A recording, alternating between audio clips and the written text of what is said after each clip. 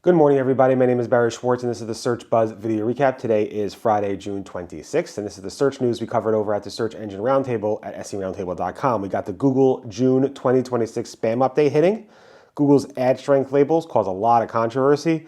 Google AI reporting is available to more and so much more, so definitely stay tuned. You don't want to miss this one. And of course, I'd like to thank our sponsor, Duda. Duda is the professional website builder you call your own. You can check them out at duda.co. Thank you so much, Duda, for sponsoring. Deeply appreciated. All right, so on June 24th, Wednesday, at around noon, Google announced the June 2026 spam update. This spam update, Google said, is a normal spam update. That means it's just Google's refreshing their spam update. No new signals necessarily, but maybe there are. But again, it's just normally how Google goes after spam. Google posted a link to their documentation discussing what the spam update does specifically. While Google's automated systems to detect search spam are constantly operating, we occasionally make notable improvements to how they work. When we do, we refer to this as a spam update and share when they are happening on our list of Google search ranking updates. And then they give some examples and so forth. Sites that see a change after a spam update should review the Google spam policies to ensure they are complying with those. Sites that violate Google spam policies may rank lower in the results or not appear at all in the results. Making changes may help a site improve if Google's automated systems learn over time, over a period of months, that the site complies with Google's policies, spam policies. This is not a link spam update. This is just a spam update. So Google would release link spam updates and call them link spam updates. So this was not a link spam update. Google called this a spam update. Again, a normal spam update. What's interesting with this one is that earlier this week, we said I saw a significant uptick in complaints from the Black Hat SEO community about a unconfirmed Google update, starting around the 19th, Friday, Saturday, and Sunday.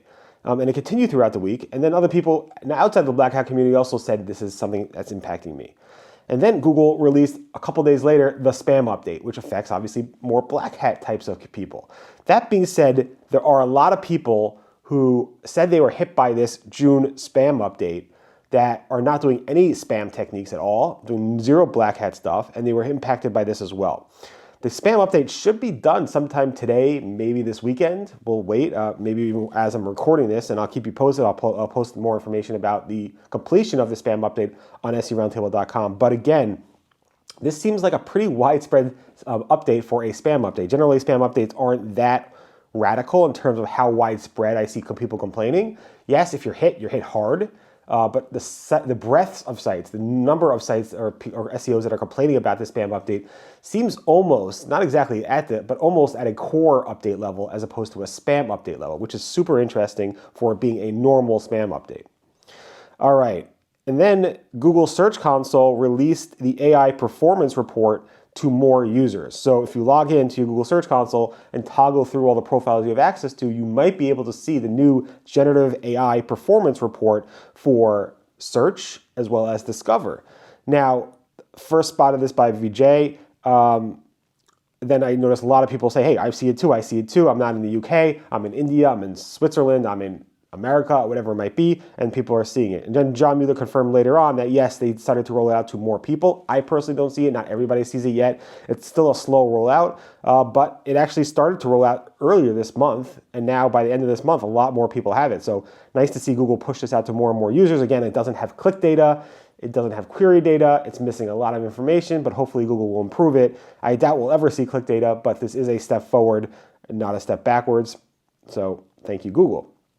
And then Nicola asked John Mueller, how does Google track these impressions? When a icon shows up, like a fave icon, does that count and so forth? And John Mueller replied, the impressions are based on links to your site being shown in the AI overview or AI mode. I don't know if just a fave icon would be linked, but if it is linked to a page on your website, that would count as an impression. If something needs to be activated to see the link, it would only count when the user activates it, meaning if you expand the box, then it actually counts. If the box is closed and it doesn't show your icon because it's closed and in the box, then it wouldn't be counted as an impression. So again, this is typical stuff when it comes to how Google Search Console performance report count impressions in general. This is all covered in the Google documentation, but it is nice to hear from John Mueller confirm this as well. Then Google released a very detailed help documentation about the new AI controls. So as I said earlier this month, Google released in the UK a way for UK publishers to block Google from using their content or even link to their content in the AI generative features like AI mode and AI overviews, and also some Discover AI features. Now, Google has this huge help document. I spotted this via Glenn Gabe, where it goes through all the options for blocking and how the blocking works and how long it takes and how it inherits from parent to child and so forth. So it's definitely worth a look at if you're going to use this feature. Even if you're not, it's good to understand in general. So take a look at that deep dive by Google. Also, the page indexing report in Google Search Console is over 2 weeks delayed. Even this morning, I checked this just before recording this video, it is now 2 weeks and a day delayed. It's the last time it was updated on June 11th. People are saying this is related to the Google Core spam update. It's not. Again, this has been delayed prior to the spam update being released and so forth, and it's a completely different report unrelated to that. But in any event, it is delayed significantly, and hopefully Google will fix it soon. Google's John Mueller said when it comes to site moves, it's almost impossible to fully know ahead of time the outcome. So be very, very careful. He said on Reddit, I believe, a site move is always a big deal. Even if you take the time to do it right, it's a lot of work, and the outcome is impossible to know fully ahead of time. I think site moves are one of the most stressful times for SEOs ever, so be very careful with that. Yes, site moves are dangerous and scary. Google is testing Autocomplete within the AI mode Ask Anything follow-up box. This was spotted by Brody Clark on SERP Alerts. He said, this is the first time I've noticed Google showing the new Autocomplete display, which was announced at Google I/O, but again, it's not fully live. I don't see it myself. Within AI mode, he said. The preview they showed seemed to have more of a global search bar, but this, I tested it as well. I don't see it, but here's a video of it in action from Brody Clark. And then Google's also testing in the AI overviews results. When you click on to expand, Google's testing showing a button that takes you to the web-only tab. This is spotted by Sachin Patel, and it's interesting. So AI overviews should usually take you into AI mode and give you stuck in there, but here Google's taking you to the 10 only web results, which is super interesting, and I kind of like it. Nice move there. And then on the ad news, Google's Ginny Marvin, the ad liaison, said, released a new test. She pre-announced the test before actually anybody saw it and said, we're running a small experiment with adding a strongest match or strong match label to certain search ads. The goal is simple, to help people instantly identify the most relevant information for their query and help advertisers connect more effectively with high-intent audiences. We work hard to ensure that all ads people see are relevant to what they're looking for, yada, yada, yada. These are new badges on search ads that basically say this is a strongest match, strong match, or just no label at all. And it caught fire in the PPC community. Like, what do you mean? Why would you label them? Does this mean that it's a new type of factor? Should we be worried if our ads don't have this?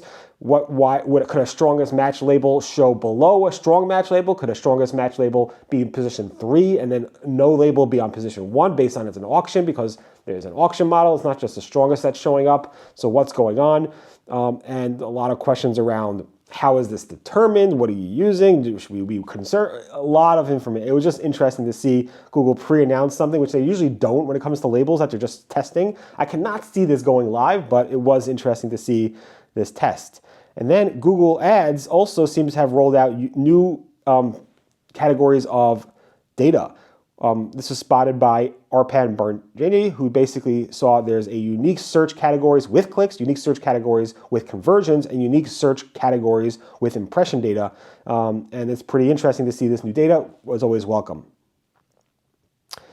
And then Google Ads has updated its mismatch policy, destination mismatch policy, where it now will allow some ads to redirect from the final URL to a completely different domain name, depending on the use case. You have to get prior approval from Google, but Google's going to allow this for some cases. So if you do have a use case for this, you could ask your ad rep or fill out a form and get approval for this. I'm not sure I'm a fan of this, but again, Google made this change for some reason, and this is going to affect in a couple days, I believe.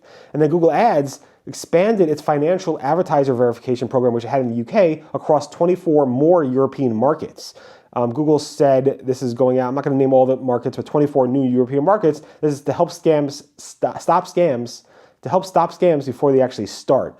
And the whole verification says you have to verify to be a financial provider, and Google has to approve you through either G2 or some other method. So take a look at that. And then Google Ads is rolling out, or seems to have rolled out, its text disclaimers to all advertisers. This is spotted by a bunch of people in their ads accounts, including Arpan and Anthony Higman and so forth. So it looks like text disclaimers are now fully rolled out. And then Google Ads also seems to have rolled out to some, or maybe all, maximize conversion value bidding for standard shopping campaigns. This was not an option before. This is part of us finding some new help documentation and so forth. But again, you might be able to see the maximized conversion value bidding for standard shopping, which is a big update there. It was spotted by Yash, a nice find there. And Google Ads API version 24.2 is now available. This version has a bunch of changes, including multi-party approval. So this is, again, security updates, AI transparencies and synthetic content labeling, PMAX placement reporting and video linkages, and a bunch of other changes as well in there, so definitely take a look at that. And then Google AdSense has made changes to multiplex ads. Google said, and let me quote, "Now Google will report every ad in the grid as its own request. Previously, it was grouped together and counted as one when it was requested, but now when this ad unit called multiplex ads loads, it's not going to count them all as one ad unit or ad request. They're going to be each individual ad requests." This goes into effect June 23rd, which I guess was already went into effect. So keep that in mind if you're doing AdSense or you're advertising those units.